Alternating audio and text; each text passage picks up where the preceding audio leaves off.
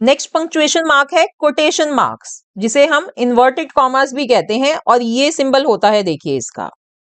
सो quotation mark indicates direct speech. तो friends, direct speech को indicate करने के लिए हम कोटेशन मार्क का यूज करते हैं।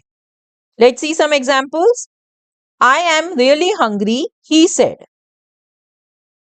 सो इधर देखिए फ्रेंड्स, ये हम डायरेक्ट स्पीच कोट कर रहे हैं किसी की, आई एम रियली हंग्री, तो इसको हम इन्वर्टेड कॉमास में लिखेंगे।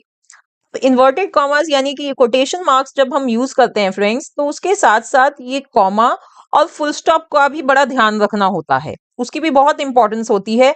ये अभी आगे मैं जब ये एक नेक्स्ट सेंटेंस और दिखा रही हूँ आपको, जब आपको ये अच्छे से समझ आएगा। He said comma I am really hungry.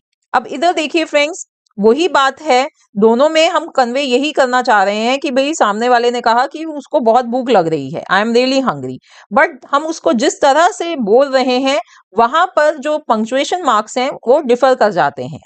देखिए यहाँ पर जब हमने पहला सेंटेंस बोला जिसमें मैंने बाद में लिखा है ही सेड, तो इसमें जो कॉमा लग रहा है वो कोटेशन मार्क के अंदर ही आ रहा है, राइट।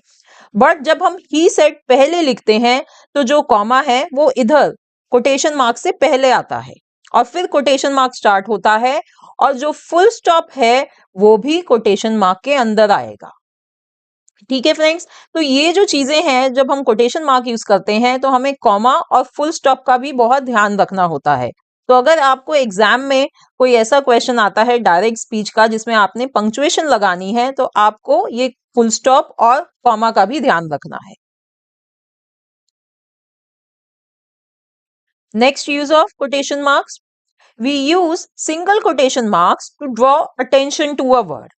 फ्रेंड्स, अगर हमें किसी वर्ड पर अटेंशन ड्रॉ करनी है, उस पर जोर देना है, तो हम सिंगल कोटेशन मार्क्स का यूज करते हैं।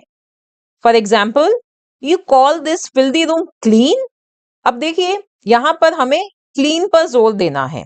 फ्रेंड्स, जब हम बोल रहे हैं, जैसे कि मैंने अभी बोला, तो मैंने क्लीन पर जोर दिया, पर जब हम रिटर्न टेक्स्ट लिखते हैं तो उस क्लीन पर हम कैसे उसको जोर दें, कैसे उस पर अटेंशन ड्रॉ करें, उसके लिए हम सिंगल कोटेशन मार्क्स यूज करते हैं, जैसे कि हम इधर कर रहे हैं, right. Similarly, the product whose sign advertises fresh isn't really fresh. अब इधर भी हम फ्रेश पर जोर देना चाहते हैं, so we are using single quotation mark.